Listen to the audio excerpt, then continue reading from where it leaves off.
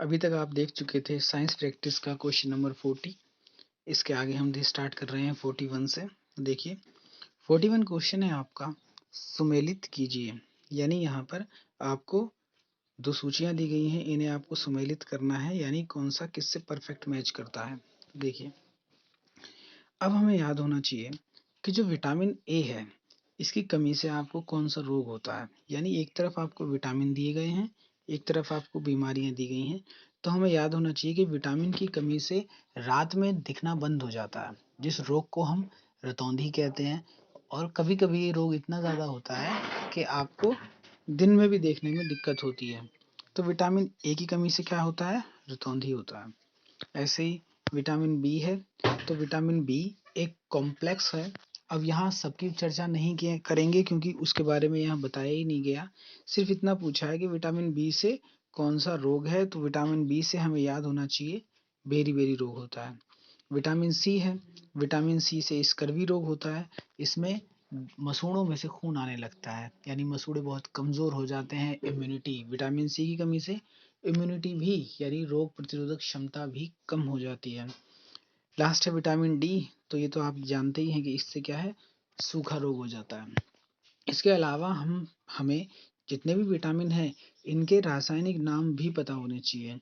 एक अलग वीडियो में हम उन सभी पे सेपरेट चर्चा करेंगे कि किस विटामिन से कौन सा रोग है, किसका क्या नाम है। तो अभी के लिए आपका राइट ऑप्शन है, देखिए ए बी सी डी के लिए यही है 1 2 3 4। तो राइट ऑप्शन होगा आपका ऑप्शन नंबर सी। देखिए 1 2 3 4, ऑप्शन नंबर सी आपका राइट आंसर है। नेक्स्ट क्वेश्चन देखिए,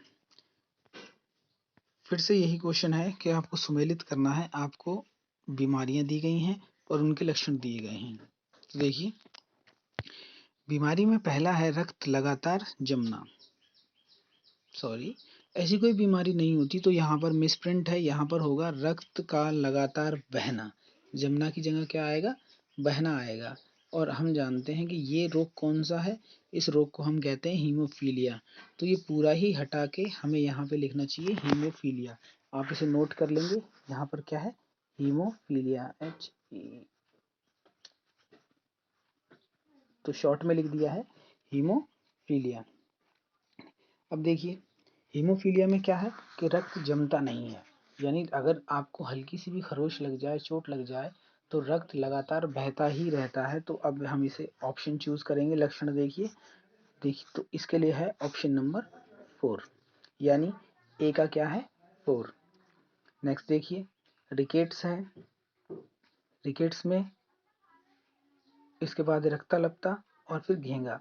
तो देखिए रक्तालपता जो है बहुत ही इजी वर्ड है। रक्तालपता यानी जो रक्त है इसमें कमी हो जाना। तो रक्त में कमी कहाँ होती है, तो जब रक्त में आपकी कमी होती है तब हम क्या करते हैं, आपकी सामान्य कमजोरी आ जाती है। इसके बाद है गले की ग्रंथियों में सूजन। गले की ग्रंथि जो है इसमें सूजन कब आती है, घेंगा रोग में आती है। अब आपका एक ही बचा रिकेट्स, तो रिकेट्स में क्या होगा, दांतों में सड़न व कमजोर हड्डियां हो जाती हैं। और ये भी विटामिन डी की कमी से ही होता है। तो देखिए आपके राइट ऑप्शन क्या बनेंगे, ए का है आपका 4, बी का 3, सी का 2 और डी का 1। तो ऑप्शन आपके बनते हैं 4 3 2 1। तो आपको यही चूज करना है कि ये कहाँ है। तो हम देखेंगे कि ये आपको फर्स्ट ऑप्शन में मिल रहा है 4 3 2 1। तो राइट ऑप्शन होगा आपका ऑप्शन नंबर ए। नेक्स्ट देखिए कि विटामिनों के स्रोत हैं। तो देखिए क्योंकि हमारे भोजन के दो ही स्रोत हैं, पादप स्रोत और जंतु स्रोत। पादप से हमें फल फूल अनाज ये सब मिलते हैं, और जंतुओं से हमें दूध मांस अंडा घी ये सब मिलता है। तो क्योंकि भोजन के दो स्रोत हैं और भोजन से ही हमें सभी आवश्यक घटक, यानी घटक कहते हैं हम कार्बोहाइड्रेट प्रोटीन विटामिन आदि ये सब जो हैं ये सब प्राप्त होते हैं।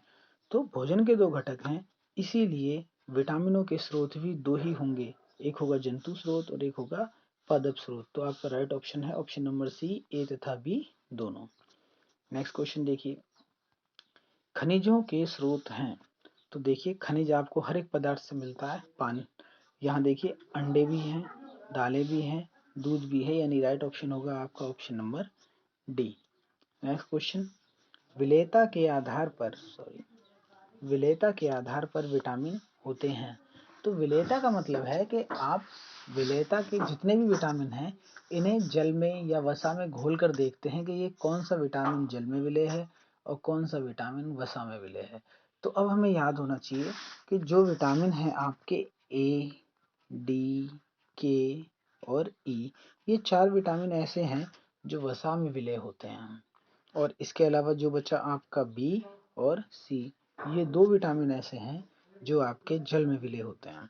तो देखिए विलेयता के आधार पर विटामिनों की केवल 2 ही श्रेणियां हैं, एक वो जो जल में विलेय हैं और दूसरे जो वसा में विलेय हैं। जो जल में विलेय हैं वो है विटामिन बी और सी, और जो वसा में विलेय हैं वो है विटामिन ए, डी, के, ई। तो 2 ही श्रेणियां हैं, यानी ऑप्शन नंबर बी आपका राइट ऑप्शन होगा। नेक्स्ट क्वेश्चन देखिए, इस शरीर की आवश्यकता के आधार पर खनिज होते हैं। शरीर की आवश्यकता के आधार पर खनिज कितने प्रकार के हैं? तो ये अब हमें याद होना चाहिए कि ये हैं केवल 2 प्रकार के। फैक्ट बेस्ड क्वेश्चन है, ये आपको याद ही करना पड़ेगा। ये केवल 2 ही प्रकार के होते हैं। अब ये 2 प्रकार भी कौन से हैं वो याद कर लीजिए आप। 2 प्रकार हैं कि एक तो वो है जो शरीर में बहुत ही सूक्ष्म मात्रा में आवश्यक है, और एक विटामिन वो है जो सूक्ष्म से थोड़ा कुछ अधिक मात्रा में हमें आवश्यक होते हैं, जिन्हें हम कहते हैं मुख्य पोषक खनिज।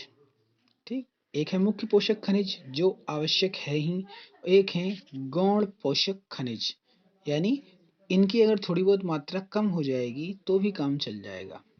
तो जो कंटिन्यूस यानी रेगुलर बॉडी के लिए इसेंशियल ही हैं वो है मुख्य पोषक खनिज, और जो कम है यानी जिनकी थोड़ी बहुत कमी से कोई फर्क नहीं पड़ेगा उन्हें हम कहते हैं गौण पोषक खनिज।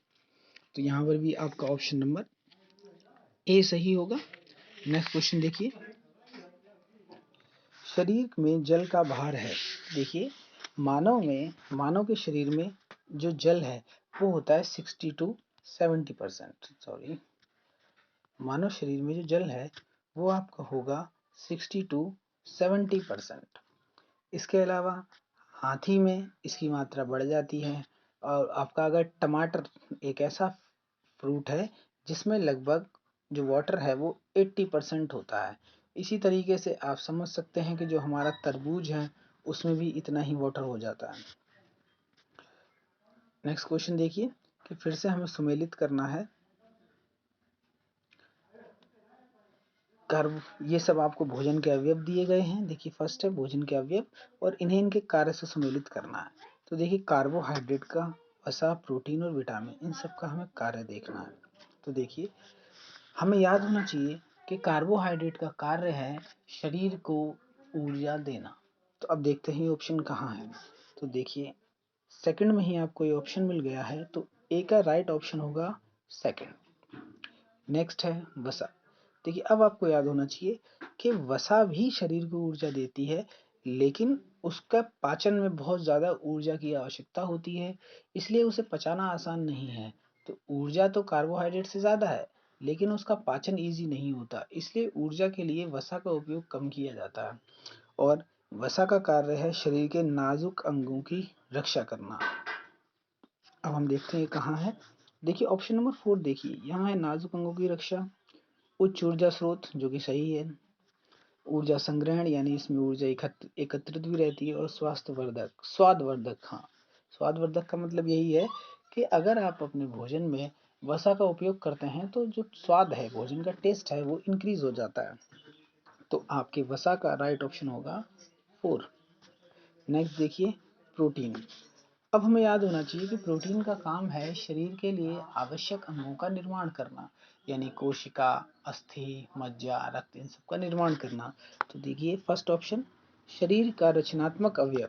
रचनात्मक अवयव का मतलब ये है कि जो शरीर की रचना हो रही है उनको बनाने में इसका इम्पोर्टेंट रोल है।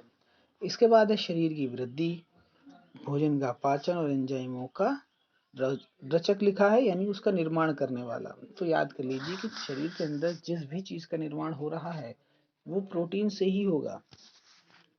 तो आपके प्रोटीन का राइट ऑप्शन है फर्स्ट। अब देखिए विटामिन।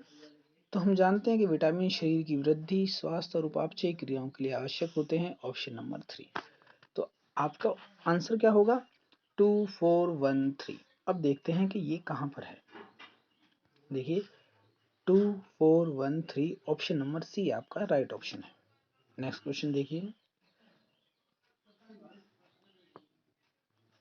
फिर से यही है कि सुमेलित करना है आपको, और सुमेलित करने में एक सूची में दिए गए हैं भोजन के अवयव और सेकंड दिए गए हैं स्रोत। अब देखिए, फर्स्ट है विटामिन, सेकंड है खनिज, थर्ड जल और लास्ट है आपका रुक्षांश। अगर इस तरीके से दिया जाए, सूचियां दी जाएं, तो जरूरी नहीं है कि हमें सभी ऑप्शंस का जो राइट आंसर हो वो याद है, लेकिन इनमें से एक और दो के तो हमें याद हो सकते हैं, बस हमें वही चूज करना है। अब देखिए, यहाँ जो जल है हम सभी को याद है, जल एक पेय पदार्थ है, ठीक है। अब रुक्षांश देखिए, रुक्षांश का मतलब होता है फाइबर, यानी ऐसा कौन सा फूड है जिसमें फाइबर होगा। तो हम अब फाइबर आप कैसे समझ सकते हैं, फाइबर को आप ऐसे समझ सकते हैं जैसे आपने कभी आम खाया होगा, तो आम का जब आप गूदा खाते हैं उसमें उसमें कुछ छोटी छोटी गुठली से चिपकी हुई बाल समान संरचनाएं निकलती हैं, उन्हें हम क्या कहते हैं, फाइबर कहते हैं। ये बॉडी के लिए बहुत ज़्यादा आवश्यक होती हैं, ये भोजन को पचाने में सहायता करती हैं, इसलिए रुक्षांश भोजन का एक आवश्यक अवयव है।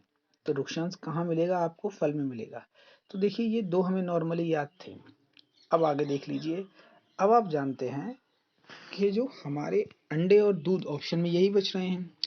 अब जो हमारे अंडे और दूध हैं, इनसे हमें क्या क्या मिल सकता है। तो देखिए, अंडे से आपको मिलेगा, आपका सेकंड है, पहले हम बी से स्टार्ट करते हैं। बी, इसमें देखिए खनिज है, खनिज किससे मिलेगा आपको, खनिज आपको मिलते हैं दूध से। और विटामिन कहाँ मिलेगा आपको, अंडे से। तो आपका राइट ऑप्शन होंगे, देखिए विटामिन के लिए आपने लगाया है 2, तो आपका राइट ऑप्शन 2, खनिज के लिए 3, जल के लिए 4 और रुक्षांश के लिए 1। तो राइट ऑप्शन है आपके 2 3 4 1। तो आपको यही देखना है कि ये कहाँ है। देखिए फर्स्ट ऑप्शन में 2 3 4 1। होप आपको ये समझ में आया होगा। फिर से एक बार सुन लेते हैं, क्वेश्चन थोड़ा इंपॉर्टेंट है इसलिए इसे दोबारा देखिए आप। देखिए रुक्षांश यानी फाइबर कहाँ मिलेगा, फल में मिलेगा, तो इसके लिए है नंबर 1। जल क्या है, जल एक पेय पदार्थ है, इसके लिए है ऑप्शन नंबर 4। विटामिन कहाँ से मिलेगा, विटामिन आपको मिलेगा दूध से, इसके लिए है सॉरी इसके लिए है ऑप्शन नंबर 3। अब खनिज, खनिज कहाँ मिलेंगे, खनिज आपको मिलेंगे अंडे से, सॉरी ये गलत कर दिया, विटामिन आपको मिलेंगे अंडे से और खनिज आपको मिलेंगे दूध से 3। तो आपका राइट ऑप्शन है 2 3 4 1।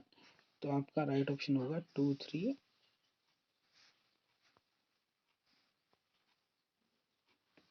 राइट ऑप्शन है आपका 2 3 4 1। नेक्स्ट क्वेश्चन देखिए कि जल का कार्य है, यानी अब आपको हमें पता होना चाहिए कि जल का भोजन में क्या कार्य है। तो देखिए, जो जल है वो लार, रुधिर जैसे शरीर के द्रवों का निर्माण करता है, जो कि सही बात है। जल भोजन को पचाने तथा एक स्थान से दूसरे स्थान तक उसके संवहन में सहायक होता है।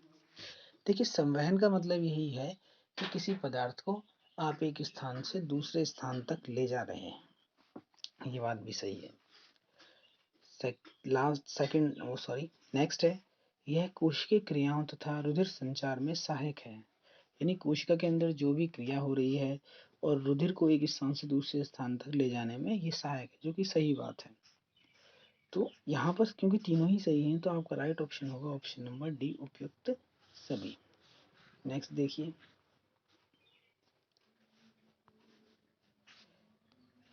किन किन पेय पदार्थ या पदार्थों से जल प्राप्त कर सकते हैं। तो ये तो बहुत इजी है, चाय में भी जल है, कॉफी में भी है और फलों के रस में भी है, तो ऑप्शन नंबर डी आपका राइट ऑप्शन होगा। नेक्स्ट देखिए, संतुलित आहार के अवयव हैं। अब हमें पता होना चाहिए कि संतुलित आहार के अवयव क्या है। सारे ही हैं जितने भी हमने अवयव पढ़े हैं, लेकिन आपको यहाँ जो ऑप्शन दी है उनमें से चूज करना है। तो इनमें कार्बोहाइड्रेट भी है, वसा भी है, यानी ऑप्शन नंबर सी, ए तथा बी दोनों। नेक्स्ट देखिए क्वेश्चन नंबर 53, क्वेश्चन नंबर 53 है। फिर से आपको दो सूची दी गई हैं, एक में खाद्य पदार्थ है और दूसरे में इनकी मात्रा है। तो हमें ये तय करना है कि किस खाद्य पदार्थ से कितने ग्राम एनर्जी जो है आपको मिलेगी, यानी कितने ग्राम उनके बॉडी के लिए आवश्यक है। तो देखते हैं, थोड़ा इसे छोटा कर लेते हैं ताकि हमें क्वेश्चन पूरा विजिबल हो। ये देखिए, तो अब हमें यहाँ याद होना चाहिए कि जो अनाज है, अनाज के लिए, अनाज से जो एनर्जी मिलती है, अनाज एक दिन में कितना आवश्यक है आपके लिए डाइट में, वो है 75 ग्राम यानी 75 ग्राम। तो वो हमें याद होना चाहिए, यानी ये चीज आएगी, सॉरी,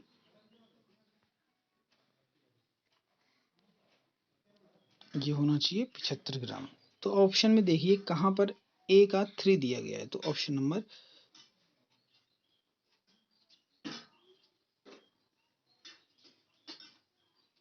सॉरी यहाँ पे आपका होना चाहिए, अनाज से हमें मिलती है एनर्जी 320 ग्राम, अनाज से मिलेगी 320 ग्राम। तो आपको देखना है कि ए में कहाँ पर फर्स्ट है। तो देखिए यहाँ पर ए में फर्स्ट है। सेकंड याद होना चाहिए कि हमें हरी पत्तेदार सब्जियों से मिलती है एनर्जी 75 ग्राम। तो देखिए यहीं पर बी में क्या है, 3 है। दाल से हमें मिलती है एनर्जी 70 ग्राम, क्योंकि दाल विटामिनों के स्रोत होते हैं तो इनसे एनर्जी ज़्यादा नहीं मिलती, लेकिन बॉडी की जो अन्य कार्य हैं, भोजन को पचाना हुआ, बीमारियों से लड़ने की क्षमता हुई, ये आपको दालों से मिलता है, यानी विटामिन बी का अच्छा स्रोत है दाल, ये याद रखना है। अब विटामिन बी में उसके सारे ही कॉम्प्लेक्स, विटामिन बी एक कॉम्प्लेक्स है, तो विटामिन बी के जितने सदस्य हैं उसमें सब आ जाते हैं। अब आपके दूध से कितना बचा, 250 ग्राम। तो आपके राइट ऑप्शन होते हैं 1, 3, 4, 2। तो ऑप्शन नंबर सी आपका सही है। नेक्स्ट क्वेश्चन देखिए कि कार्बोहाइड्रेट की कमी से निम्न में से क्या होता है। तो अब इस तरह के क्वेश्चन में हमें जो भी घटक दिया गया है उसके कार्य याद होने चाहिए।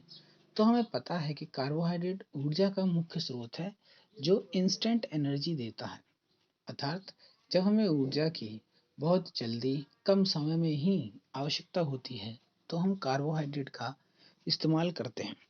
तो देखिए इससे क्या क्या हो सकता है, सुस्ती आती है, जो कि एक सही बात है कि अगर आप में एनर्जी खत्म हो जाए तो क्या होगा, सुस्ती आएगी। त्वचा शुष्क हो जाएगी, गलत है। कद छोटा रह जाएगा, ये भी गलत है।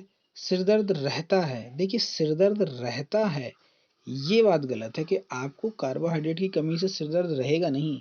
हाँ, जैसे ही बॉडी में कार्बोहाइड्रेट की कमी हुई है, कार्बोहाइड्रेट की कमी का मतलब है भोजन का पाचन तंत्र से समाप्त हो जाना, उस टाइम ही सर में दर्द होगा आपके, लेकिन सर दर्द रहेगा नहीं। तो ये चीज याद रखेंगे। तो यहाँ पर ऑप्शन नंबर है आपका ए राइट। नेक्स्ट ऑप्शन है आपका, दृष्टि कमजोर किस कारण होती है। तो ये हम जानते हैं कि विटामिन ए की वजह से दृष्टि कमजोर हो जाती है, ये तो अभी हमने पढ़ा ही था। क्वेश्चन नंबर है आपका 55। तो देखिए राइट ऑप्शन में से चूज करना है। जल की कमी से, गलत है। वसा की कमी से, इसे अभी हम देखेंगे। नेक्स्ट है कार्बोहाइड्रेट की कमी से, ये भी गलत है। और लास्ट है प्रोटीन की कमी से, ये भी कम गलत है। अब थोड़ा ये देखिए कि जो आंखें हैं, आंखों के पास जो ऊतक पाए जाते हैं उनमें काफी चमक होती है। ऐसे ऊतक जिनमें चमक या शाइन हो वहां पे वसा का संचय होता है। अब वसा का संचय अगर वहां है, इट मीन्स वहां पर फैट है, फैट या वसा है। तो जब दृष्टि कमजोर हो जाती है तो आपकी आंखों के पास के ये ऊतक जो हैं इनमें से वसा भी धीरे धीरे समाप्त होने लगती है, जिससे आंखें गड्ढे में चली जाती हैं, क्योंकि वहां का फैट समाप्त हो जाता है। तो हम ये कह सकते हैं कि जब दृष्टि कमजोर होती है तो वहां वसा की भी कमी हो जाती है। देखिए दृष्टि कमजोर होने के दो वजह हो सकती हैं। एक तो आप में विटामिन ए की कमी हो, पहला ये है, और दूसरा आप में वीकनेस हो। और जब वीकनेस आती है तो बॉडी का जो फैट है वो भी कम हो जाता है। और जो फैट सबसे ज्यादा हमें कहाँ देखने को मिलता है, फेस पर ही, कि फेस का जो ग्लो है वो फैट की वजह से है। और अगर फैट कम हो रहा है तो आंखें आपकी गड्ढे में चली जाती हैं। तो यहाँ दिए गए ऑप्शंस में से आपका यही सही है, वसा की कमी। नेक्स्ट क्वेश्चन देखिए, सूची फर्स्ट को सूची सेकंड से सुमेलित करना। तो क्वेश्चन थोड़ा स्मॉल कर लेते हैं पेज को ताकि पूरा हमें दिखे। ये देखिए, फिर से यहाँ आपको याद होना चाहिए। देखिए, सूची फर्स्ट में है कार्बोहाइड्रेट की कमी, तो इसकी कमी से क्या होता है आपको, तो ऑप्शन मिलाते हैं। देखिए, फर्स्ट ऑप्शन है वृक्क संबंधी समस्या, ये नहीं हो सकता।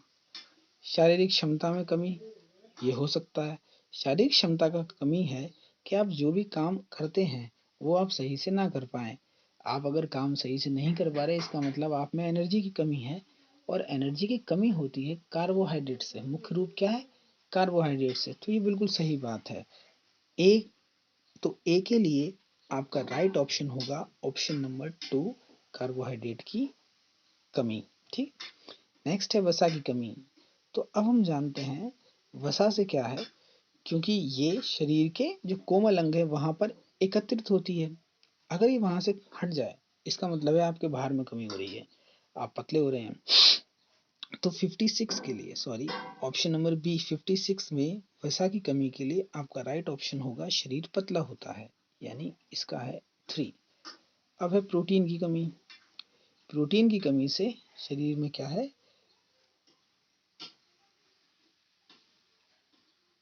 प्रोटीन की कमी से भार कम होगा, यहाँ पे आएगा 4। और जल की कमी से किडनी, वृक्क का मतलब है किडनी, यानी किडनी समस्या संबंधी समस्याएं पैदा हो जाती हैं, यहाँ पर आएगा 1। यानी आपका ऑप्शन होंगे 2, 3, 4, 1।